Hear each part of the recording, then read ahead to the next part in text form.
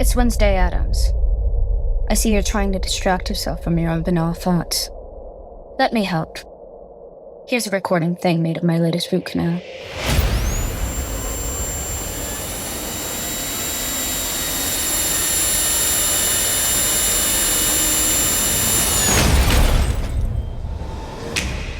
Wednesday Season 2 is now playing, only on Netflix.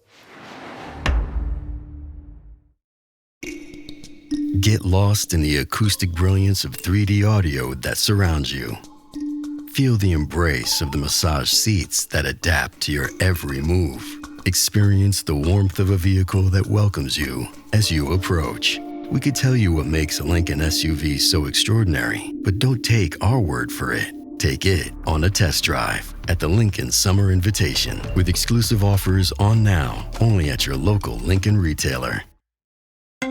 You just called IT support, but what if that helpful voice on the other end of the line was working from a high-rise on the outskirts of Pyongyang? They were in the dark. The Americans had no idea that they were from North Korea. And this operation, driven by an almost unthinkable amount of state coercion, operates the same way as an organized crime syndicate. When you have 3,500 people doing the scheme, they are involved in everything. That comes courtesy of something called a laptop farm.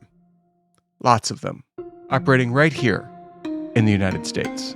This is the mafia. This is the weaponization of remote work. I'm Beau Friedlander, and this is What the Hack, the podcast that asks a simple question in a world where our data is everywhere. How do you stay safe?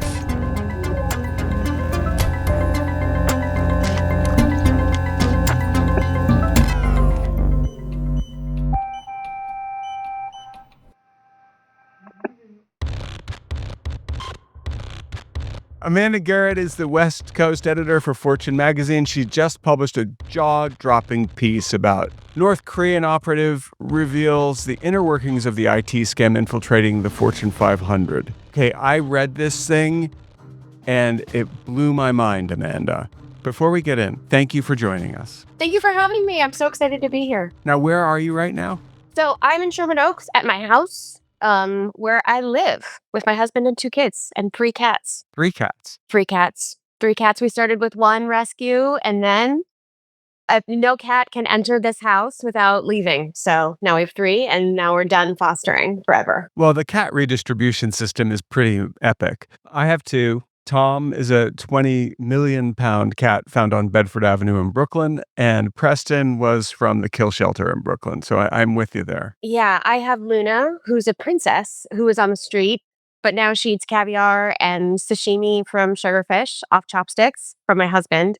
And then we have Lila, who's my son's, who sleeps with him and will only be with him. And then Livy, who is, we think she's part Bobcat Feral with my other son. So that's how we roll. Yeah, it's a cat house. I love it. And the Bobcat sounds like a lot of fun. Maybe not, but maybe. All right, so what's your beat at Fortune? My beat at Fortune is anything and everything. So West Coast basically means when New York signs off, I'm a one-lady band. It's just me. I'm covering the news. I'm, basically handling what needs to be handled, editing, reporting, whatever it is that needs to be done, I'm doing it. Okay. Well, the West Coast is closer to North Korea where this story happened than New York. So I guess there's some logic there.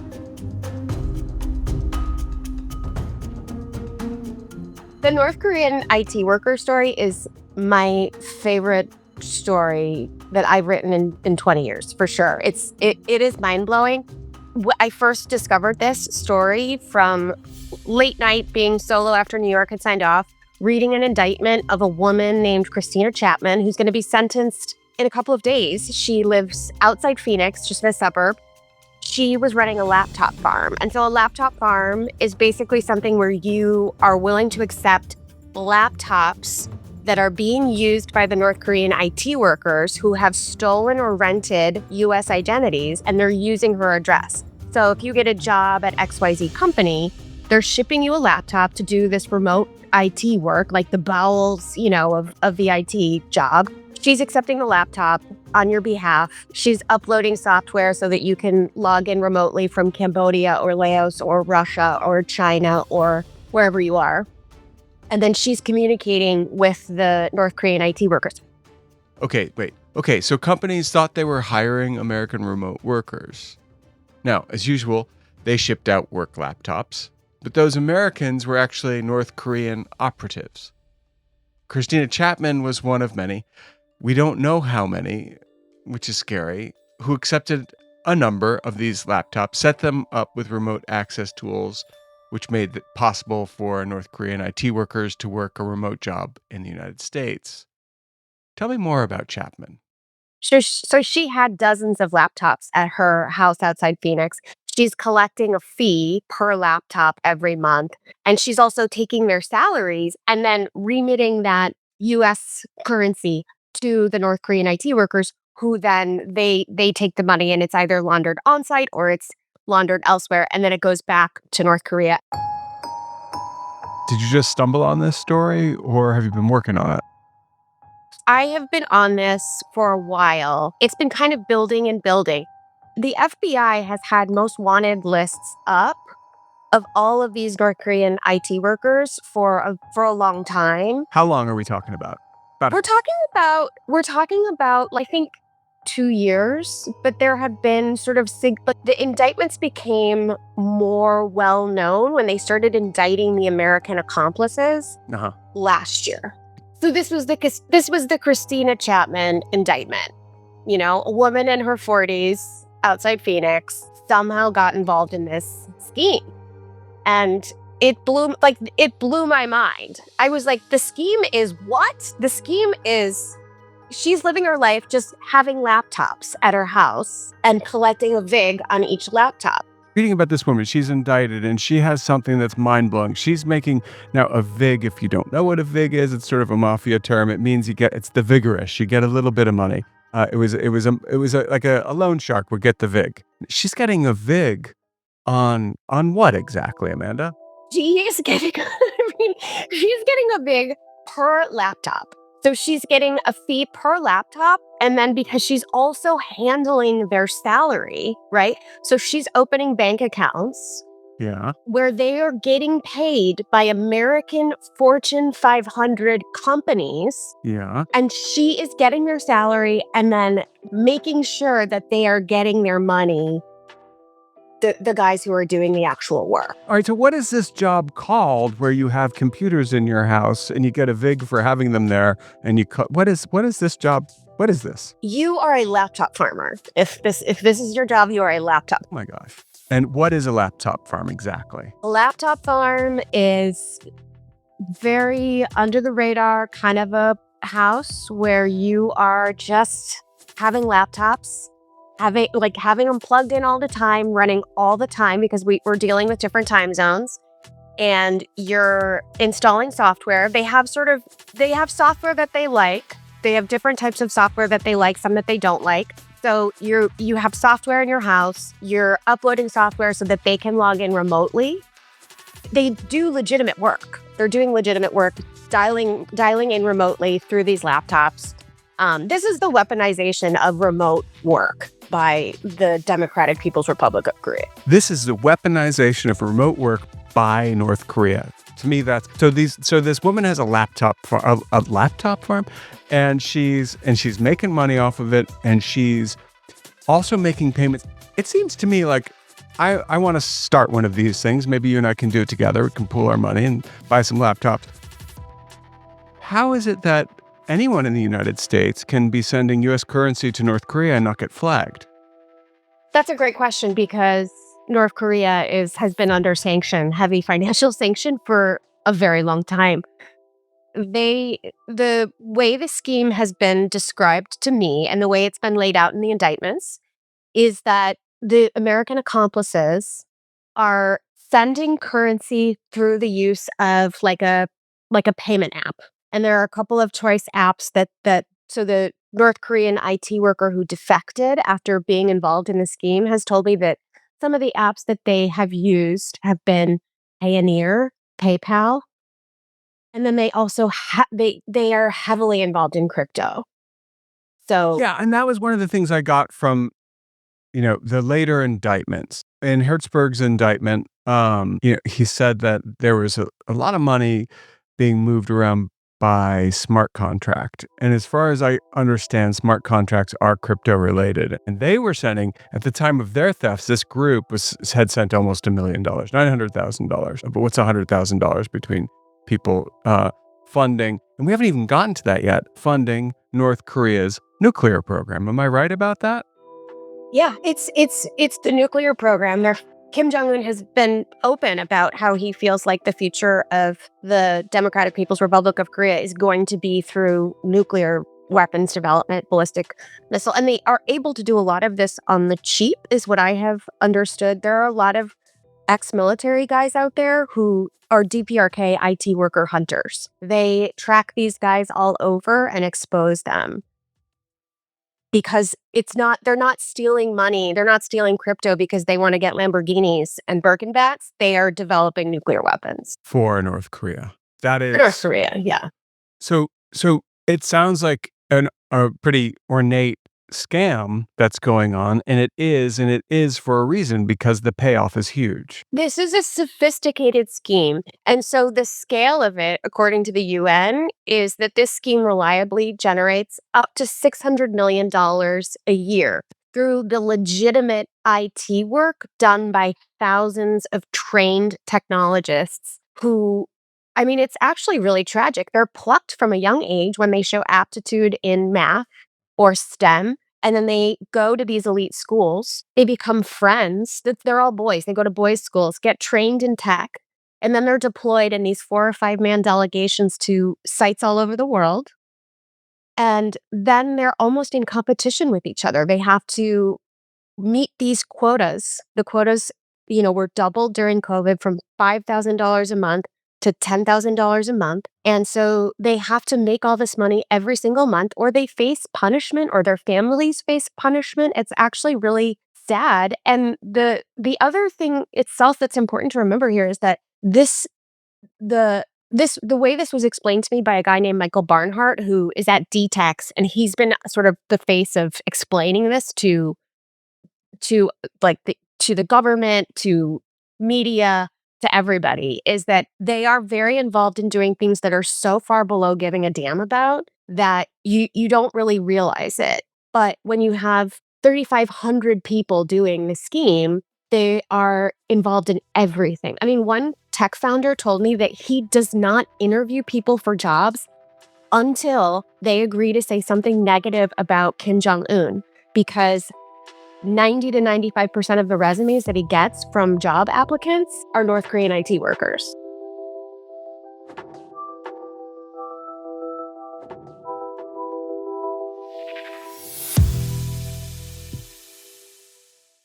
Deborah had to have surgery. I had hip surgery in November of 2024. Her United Healthcare nurse, Crystal, checked on her. We do a routine call after surgery, and I could tell that she was struggling. Deborah needed help. My infection markers were through the roof. And Crystal knew what to do. I called the hospital and said she's coming in. And got Deborah the help she needed. Crystal and United Healthcare saved my life. Hear more stories like Deborah's at uhc.com. Benefits, features, and/or devices vary by plan area. Limitation and exclusions apply. I have so many questions and so little time. The article mentioned, the training these developers to work outside of the DPRK, and it sounds to me like there's an army of them, and it sounds to me like they're almost like sleeper cells outside of the country doing this work. Okay, you say yes. And it sounds to me like they're basically being human trafficked with hostages on the other end, their family. Is this all right? Precisely. That's exactly what's happening. It's a psychotic scheme, which I guess If the shoe fits, yeah. Now, you managed to actually speak to somebody who was in this world working as an IT person, involved in raising money for North Korea's nuclear program. I can't believe I just said that sentence. Who was it? Who did you speak to? So I worked with an NGO that's based in Seoul, South Korea, that has worked with thousands of North Korean defectors. These are people who are fleeing North Korea. And through this group, I was able to do an email interview with a former North Korean IT worker who goes by the alias Kim Ji-min.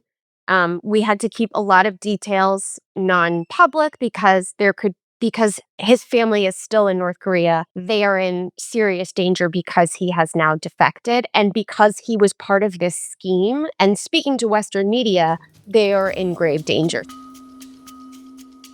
So you spoke to this man who is now in South Korea. He's a defector, and you just painted a pretty bleak picture, which is that his family's still in North Korea, so they are in danger. And this has to be very carefully orchestrated. Is that where you started to get some of this reporting? Speaking with Kim Ji-min actually confirmed for me a lot of what I had already heard from a lot of the sources that I had spoken with and interviewed beforehand. So the thing that was interesting talking with Kim Ji-min was his revelation that he never worked with American accomplices. They were in the dark. He said the Americans had no idea that they were from North Korea. These were including the laptop farm people? That wasn't part of his scheme. His scheme involved going on freelance work platforms and basically pretending to be somebody who was doing a development project, a software development project, and then taking their identities, and then pretending to be them. So he would get legitimate bids, take their identities, take control of their accounts. Remember, he's a trained hacker. And then he would use their identities to get actual jobs. Okay, so a side note, an RFP is a request for proposal. So this guy was asking people to make bids on jobs, basically, and when they did that, he stole their identities. Pretty clever.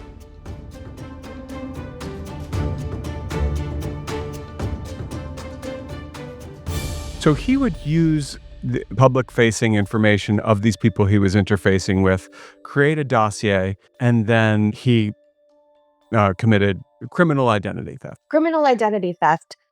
So that was the way he engaged in the scheme. I mean, I think that these guys have a lot of freedom. Some of them are working with the laptop farms. Some of them are just getting Americans who are willing to give them their identities, and then they gate fake LinkedIn profiles for them.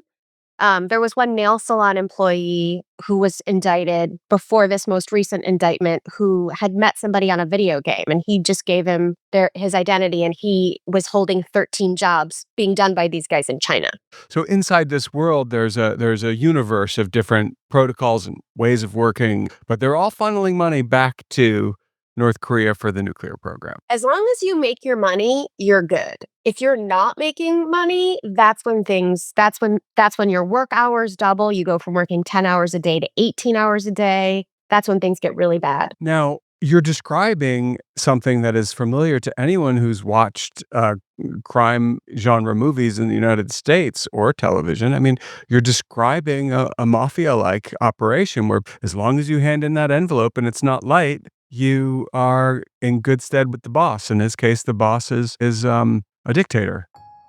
This is the mafia. This has been described to me as the mafia. Like, these guys there's a capo like Christopher Moltisanti in The Sopranos, and then there's the team. Okay, now in addition to laptop farms and folks doing criminal identity theft in the commission of getting jobs to exfiltrate money or just make money as an IT person and send it home, you have people in the United States and elsewhere renting out their identities. Now, you have any idea how much they get for that? I'm doing it all wrong. I know.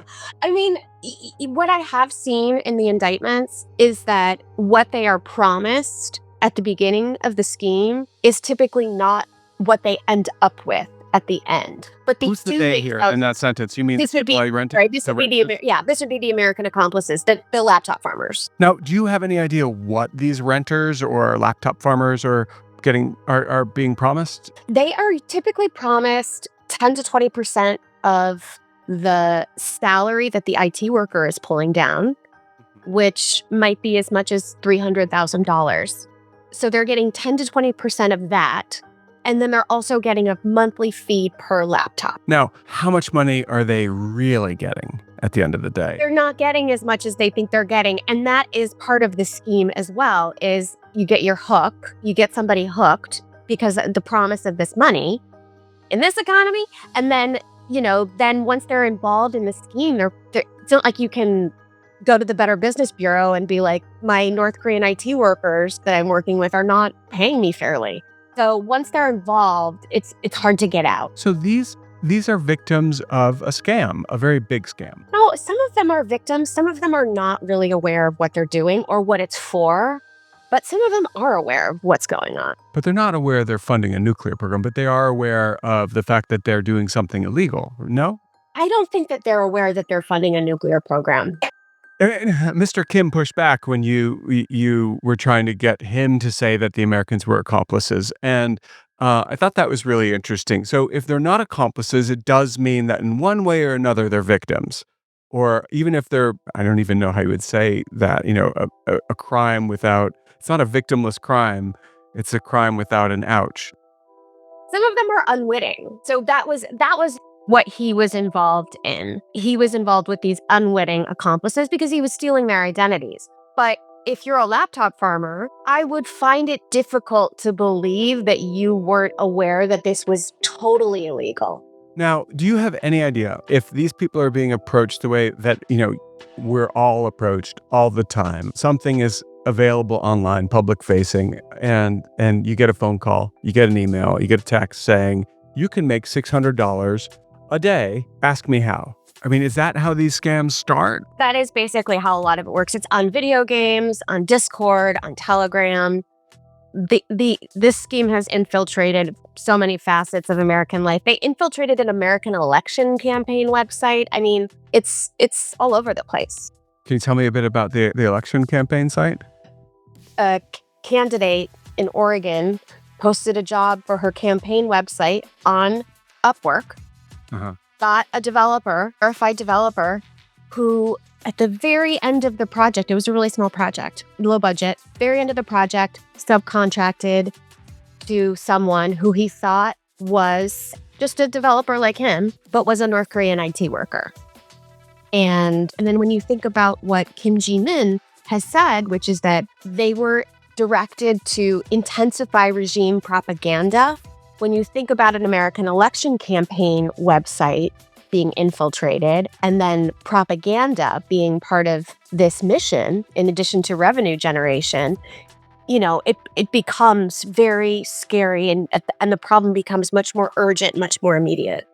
Now, these, let's just call them cyber soldiers, they're not only doing these kind of scams, these IT-related things to fund the nuclear program. It sounds to me like it is a vast army of cyber warriors that are everywhere doing all kinds of things. So Kim Ji-min denied ever sharing information with some of the more malicious DPRK North Korean scammers who have been involved in these billion-dollar, with a B, Bitcoin heists, crypto heists, I should say. He denied being involved or sharing information with them.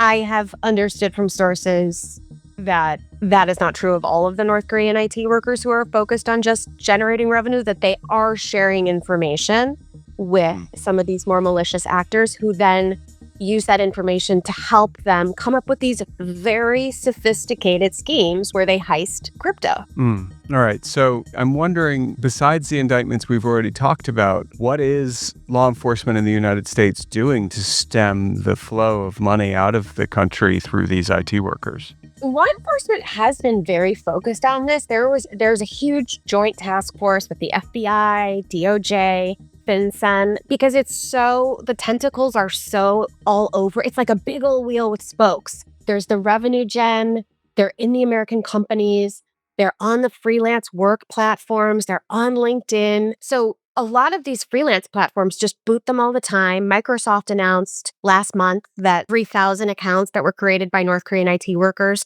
using Hotmail and Outlook, they booted them from the platform. So there's the indictments, but then there are also announcements all the time of sanctions or, do not work with this bank in Cambodia because they're laundering money for the IT worker scheme. Okay, so it's been known for a bit. So how is it these IT workers have been able to pull this off without detection for so long? They're very smart and very wily. I mean, they're nimble. I mean, if you think about the guy, like that one guy who just is doing, IT work, stealing your identity because you bid on a project. Okay. He's doing that every day. They're working 10 hours a day, basically just doing that. And then 3,000 people doing it, they are making $600 million a year doing work. Okay, I feel like I have to say the ridiculous sentence again, which is that you have IT workers from North Korea working legitimate jobs to make money for the North Korean nuclear program. It's weird. How can a company protect themselves from this? I mean, what are you supposed to do? So the low-tech solution is say something negative about Kim Jong-un. Because if you're a North Korean IT worker in the scheme, you are surveilled all the time. And it would be unheard of to say something insulting about Kim Jong-un. So they will never do it. They'll never do it. So that you before we go any further, say something negative about Kim Jong-un. That's the low-tech solution. The high-tech solution is identity verification, and that's an exploding area right now, is identity verification because of this issue. So show me a selfie with your ID and move it. And then doing that periodically because companies have already hired people who are North Korean IT workers who are some of their best employees. So you need to sort of find out if the call is inside the house. So it's identity verification and then continuous identity verification. But then you have to balance that with, you don't want somebody having so much friction in just applying for a job, right? Like if somebody was like, apply for this job and show me your driver's license, there's also the reverse scam that happens where somebody's like, oh, I'm going to hire you for this job. Give me your driver's license and your bank account details. And then you find out you were scammed. And that's what the guy you were talking to did. He would steal their identity and then he would have the ID to go and do the job. Is that right that nobody will trash talk Kim Jong-un? And if that's the case, like, shouldn't Kim Jong-un rethink that? It seems like it would be a really easy fix just to be like, yeah, in the job interview, you can say that. I know. Well, if you think about it, I don't know the P's and Q's of being an authoritarian ruler, but I think you have to sort of maintain, your authoritarianness, and that involves not letting anyone say anything bad about you. Now, listen, and I do think that you're right, because if we go back to the mafia, Tony Soprano would not let any of his capos call him a fat guy. I don't think it would pass muster. In fact, I think people got shot in that show for doing that, so I think you're right.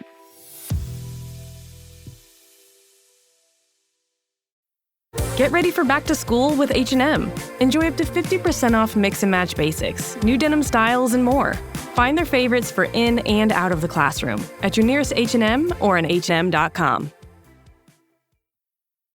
This message is sponsored by Greenlight.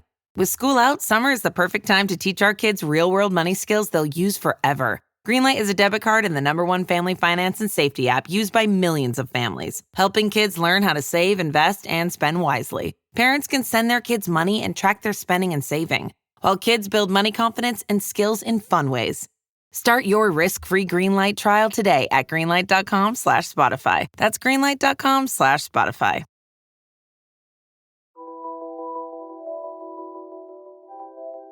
Amanda, you work for Fortune magazine. There are a lot of people listening to this program who work in IT, work in cybersecurity, work in data management, who are freaking out right now. What's your best advice? I mean, my best advice is just pay attention, pay more attention. If people are always camera off or it looks dark outside when it's supposed to be light, if they say they're located in Alberta and then you look it up on Google and it's in the middle of a pond, it's the three facts together should cause you to say, let's do a meeting with the cameras on and then ask some questions. And, because there are a lot of there's a lot of material and evidence out there about how the scheme works. And you'll see somebody saying, I'm Anthony from Staten Island, and now I'm based in Brooklyn. And then you'll ask them, what's your favorite pizza? And they will have no idea. Right. And so it's just, what does that mean? You know, it doesn't really add up. And why isn't your camera on? And why is it dark if you're in Brooklyn? You know, so and those are real things that some of the DPRK hunters have shown on X, formerly Twitter, of the evidence of some of the guys that are out there who are doing this IT scam. So how do we get the word out about this? I think some of the recent indictments are to make the public aware of this scam, to keep it sort of fresh in people's minds so that they know that this is out there. There was a big recent joint enforcement action that generated a lot of media headlines. And, you know, law enforcement said, we're doing this, and the FBI is creating a new wanted list because we want people to understand that this is very real and still happening. I mean, that's great that the FBI is trying to get the word out. It's great that the Secret Service is working on this, which they are. I assume the CIA is also working on this. Here's the problem. All of the people in question are working in countries where Interpol doesn't have great reach. And so there's no way to arrest anybody. There's no way to stop this. Okay, I sound panicked. Talk to me. I mean, the Kim Ji-min, the defector, said people are in North Korea, Russia, and China. You know, that's tough. What about Upwork and LinkedIn and Facebook? Meta's phenomenal at removing any problems that could possibly harm people, you know, as long as it doesn't interfere with their business model. Anyway, what about the platforms where these folks are promoting themselves and getting work? Can they do anything to vet these requests? Obviously, they're using VPN, so it doesn't say they're right, you know, where they are. But what can be done? The platforms are all over this. Upwork is all over this. You know, people, they are booting personas because it's one person with 10 different personas. So they are booting personas all the time. It's tough to get them to tell me actual numbers, but they are. LinkedIn is always booting fake accounts. You know, so they are all on top of it. They decline to comment when I ask about law enforcement, but law enforcement is out there talking about this. The FBI is all over this. All right. Like I told you, the American Election Campaign website, the contractor who subcontracted, you know, he gets booted.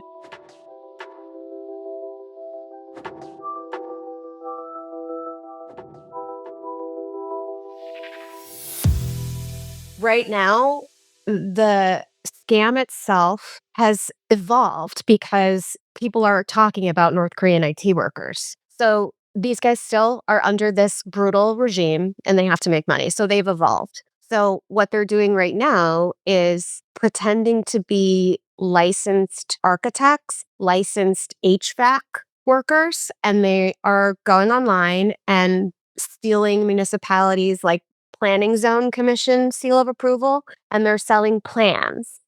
I was told by one of my DPRK sources that a restaurant in Chino bought these remodel plans and remodeled their outdoor patio. So I have not been able to figure out which restaurant it is, but that's the next part of the scheme, is posing as these licensed HVAC guys, you know, doing work on your house. So you have to just be extremely careful all the time that everyone that you're working with is legit. No, but this could extend to brick and mortar businesses as well. Then, if we're going there, why not everywhere? It seems to me like you're describing a nation state that doesn't have a great GDP on its own, and therefore its main export is cybercrime. Precisely. I mean, everything you just like. I don't know what the question is, but yeah, it definitely extends to brick and mortar. I mean, if it's possible to scam it, it's being scammed. North Korea's main export right now is cybercrime. They have weaponized remote work, and they are using it to fund Kim Jong-un's nuclear ambitions. Well, not to put too fine a point on it. That's terrifying. Yeah, I mean, it's Nigeria has the romance scams, North Korea has the IT work scam. I only discovered the Georgia indictment after I read your article, and I only discovered it because it was linked in your article about this problem. So from where I'm sitting, public awareness has not caught up to the scale of this threat. Do you think that we are up to speed, or are we really just in the thick of it right now? I mean, I think that the public awareness is catching on. And I think that the conversation about AI deepfakes will definitely advance the ball in terms of identity verification, because people are freaked out about deepfakes and having, people using your Marco Rubio's face and Marco Rubio's voice. And this North Korean IT worker scam, AI has catapulted it to a new level.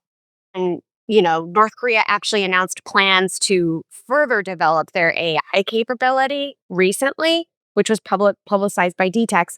So I think that really sort of helps awareness about the North Korean IT worker scam. And I think that the biggest companies, the Fortune 500 companies, are very aware of this. And cybersecurity experts and teams are really great about sharing information with each other on this issue. So they've shared the VPNs that are being used. So they've had to use a new VPN. So it's just like there's a lot of information sharing. I think there's a lot of talk about identity verification. And I mean, in my mind, I think that the freelance platforms are doing their job. I think that companies are doing their jobs. I think that the big AI, they should be aware of who's using their tools. I think that to me, and it's not like I haven't reached out and asked, how do you verify who's using your tools? I think that that's the piece that's really missing.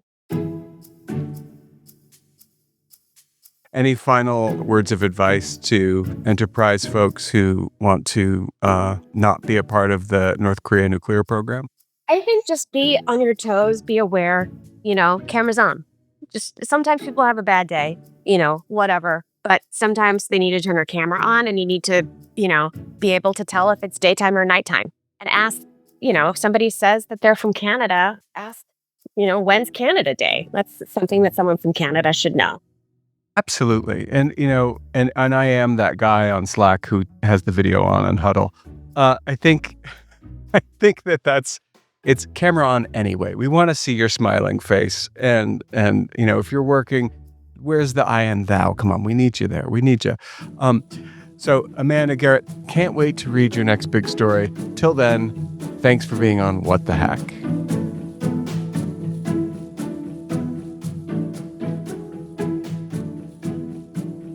And now it's time for the Tinfoil Swan, your paranoid takeaway to keep you safe on and offline. Now, obviously, this week we're going to talk about being a freelancer, because this is terrifying, and how you can stay safe and not have your identity used for a crime, also known as criminal identity theft. So first, vet your clients thoroughly. Legitimate clients on any platform you happen to use, they're going to have a solid profile, reviews, and some sort of history. So you're going to want to watch out for inconsistencies. You certainly want to be careful about brand new accounts that don't have any activity. And, another red flag might be that they try to pull you into Telegram or WhatsApp. So just use the very best version of common sense that you have available to you, and then add some paranoia.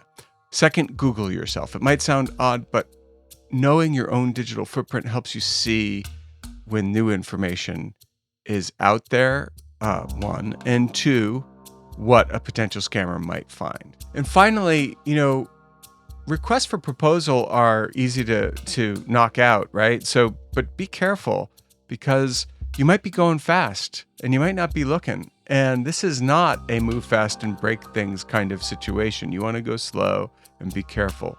Always go slow. It's your best friend when it comes to not being scammed. Pause, think, is this for real? Is this what I think it is? And repeat. use the platform's security features. Upwork, Fiverr, and sites like that, they have reporting mechanisms. If you spot a suspicious job or a potential client, report them. If you're just not sure, report them. And you may find that they can give you information. They can say, yeah, they can flag it as a scam. The bottom line is you need to be extremely careful out there because there are people stealing identities to use them in aid of other kinds of crime or online shenanigans that you want nothing to do with. The world of online freelancing is great. It offers great opportunities, but you need to stay vigilant and ask critical questions. Always prioritize your digital safety over a potential job. And that's our tinfoil swan. See you next week.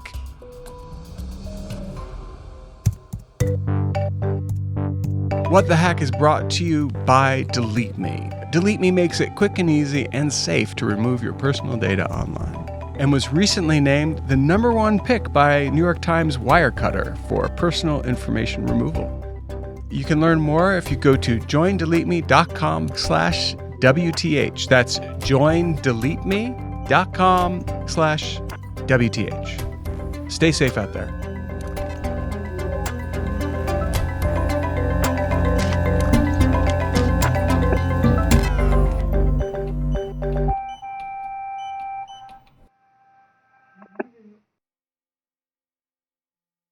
Behind every empire are the people history tried to forget. Lost Roman Heroes tells the stories of the remarkable characters who shaped Rome from its mythical beginnings to its final fall. Each episode blends armchair storytelling, sharp historical insight, and a bit of humor to bring these lost figures to life. From generals to scientists, from rebels to empresses, from priests to politicians, these lost Roman heroes have one thing in common. They stood up for civilization when the bad guys threatened, and in doing so, they changed the course of human history. If you're into history that's vivid, surprising, and deeply human, this show's for you.